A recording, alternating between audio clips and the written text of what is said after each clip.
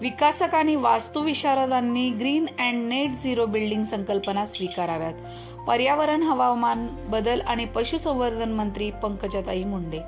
Real estate developers आणि वास्तुविशारदांनी नवीन प्रकल्पांचे नियोजन करताना green and net zero building संकल्पना स्वीकाराव्यात, कारण पर्यावरणाचा ऱ्हास कमी करण्यात त्यांची भूमिका महत्त्वाची आहे, असे आवाहन पर्यावरण, हवामान बदल आणि पशुसंवर्धन मंत्री पंकजाताई मुंडे यांनी केले.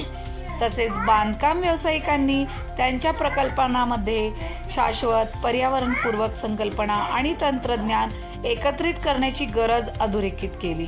त्यांनी प्रीफॅब्रिकेटेड तंत्रज्ञानाचे उदाहरण देत ते धूळ, मोडतोड आणि बांधकाम कचरा कमी करून साईटवरील प्रदूषण कसे लक्षणीयरित्या कमी करते हे देखील सांगितले.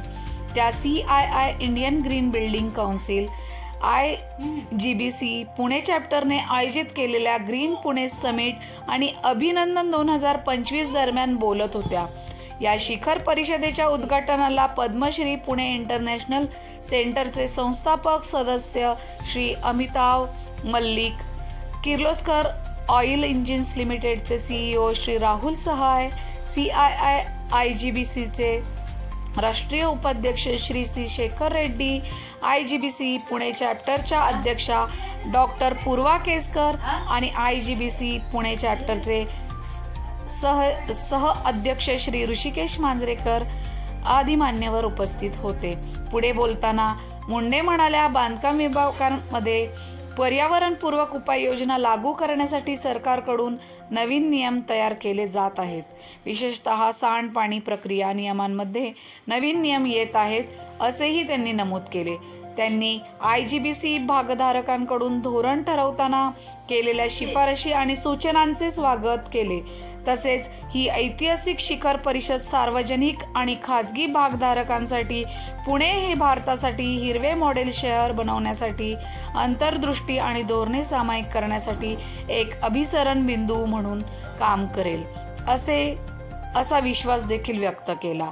IGBC पुणे चॅप्टरचे सहअध्यक्ष श्री ऋषिकेश मांजरेकर यांनी IGBC प्रमाणित हरित इमारती, सरकारचे प्रोत्साहनात्मक धोरणे, त्याचबरोबर पर्यावरणपूरक पायाभूत सुविधांमध्ये गुंतवणुकीतील वाढीमुळे शाश्वत शहरी विकास पुणे हे एक आघाडीचे शहर पुणे कसे उदयास येत आहे हे यावेळी स्पष्ट केले. सुधारित रस्त्यांचे जाळे आणि सर्वसमावेशक उपजीविका योजना यासारखे उपक्रम हवामानस्नेही वाढीबाबत पुण्याची वचनबद्धता दाखवून देते. आर्थिक दृष्टिकोनातून या हरित इमारतींचे भाडेपट्टा दर 4 ते 7% अधिक आहे. तसेच त्यांचा ताबा जलद मिळतो, त्यामुळे गुंतवणूकदारांकडून या इमारतींना पसंती मिळते. IGBC उपक्रम पुण्याच्या हवामान कृती आराखड्याशी अतिशय मिळता जुळता आहे. विशेषतः ऊर्जा कार्यक्षमता, कचरा व्यवस्थापन आणि 2050 पर्यंत कार्बन पॉझिटिव्ह दर्जा साध्य करण्याच्या उद्दिष्टांना तो पाठबळ देतो. धन्यवाद. Pune 24 news, Jayashree Dimale. Then one day I became Minister of Rural Development. I speak very good English, okay English, Hindi. I'm educated. I thought I'll get some department where I will have more ideas, inputs. And what will I do in rural development? But actually, when I got these departments, got these responsibilities, which are challenging me, which I never thought I will do, I worked one. It worked best for me. So when I took up water conservation, I just did very simple thing. First I said, 7 days I close everything and learn what the department is all about. Then in these 7 days, I first see what is the negativity about this department. First thing is always the team. The staff, government, मंत्रालय, अधिकारी, बाप रे, ये बहुत है. पर ऐसा नहीं होता है, there is always a balance. Then image of the department, then mission of the department. तो पहले तो मुझे ये पता चला कि Department of Environment only has work of giving notices to builders, to industrialists, and to all entrepreneurs. They only give notices. They are like those, traffic police who's everybody scared of. कि हमने signal jump KIA, इन्होंने देख लिया. So I said, अच्छा हमारे काम से notice देना है और कुछ नहीं कर सकते हम लोग. So then I dug into it and then I thought there is a lot of opportunity. Environment में नहीं, climate change. Dog, there is even crow there. everything. So we always designed our culture, our lifestyle, which is way of life, along with the Mother Nature, with all the. Because before entering politics, Papa ne bola bhai apne fir politics. Politics is not for earning money.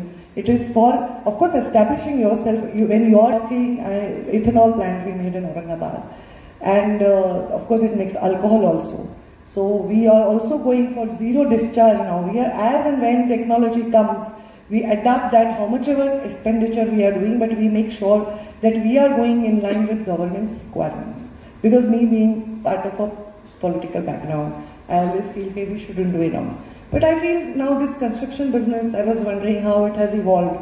पहले तो urbanization हो गया, पहले ऐसा था घर बैठे छोटे घर होते थे, बड़े घर होते थे, joint families होती थी. फिर urbanization हो गया, urbanization में भी अभी पुणे ऐसा था 20 years back, 25 years back. It was like very chilled out place, like a little like hill station, very good weather, no pollution, very calm place. Were chosen by all the retired people, or people who have enough money, and now they're sitting in Pune. This was the place impression the whole world had. It's also said Oxford of East and all that thing over a thing, but it's of course education capital. पर्यावरण मंत्री म्हणून मला निमंत्रित केलं. तो Indian Green building काउन्सिलचा कार्यक्रम होता. इथे अनेक विचारवंत आले होते. त्यांच्याशी अनेक चर्चा करण्यासाठी या डायट्सवर मी आले आणि खूप चांगला कार्यक्रम झाला. अनेक गोष्टी इथून पुढे ग्रीन काउन्सिल बरोबर, इंडियन ग्रीन बिल्डिंग काउन्सिल बरोबर आम्ही इंटरॅक्शनमध्ये करू शकतो. थँक्यू.